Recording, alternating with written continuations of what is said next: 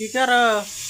Tomato বাজতেছি আর আর ইলিশ মাছ ভাজা আর ওই tomato কই? এই যে ওরে এত সুন্দর টমেটো,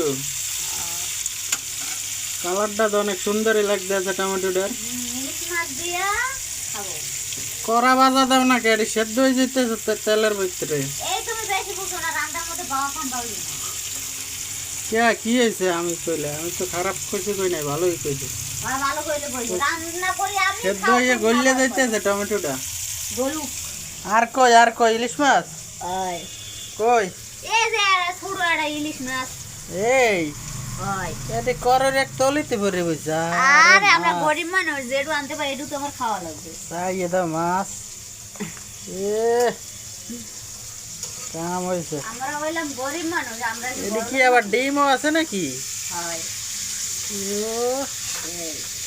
গাইস আবার ইলিশ মাছ এডু, এর মধ্যে আবার ডিম হয়েছে বলে।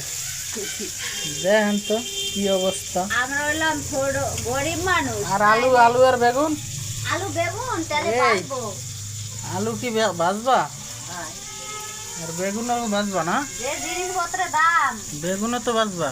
500 টাকা লয়ে গেলেও কিছু হয় না। এখন Guys, আমি এই বেগুন তেলে ভাজবো।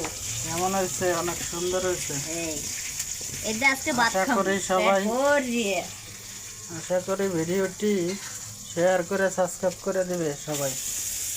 দেখো ও বেগুনটাও করা ভালো হইবে এখন। বেগুন ভাজো, আলু ভাজা, টমেটো ভাজা, আজকের ইলিশ মতো মাছ দিয়া খাবো। ভিডিও এখানে সমাপ্তি। আমরা রান্না হলে ভাত খাবো ইলিশ মাছ দিয়ে, সেই টেস্ট। আমরা তো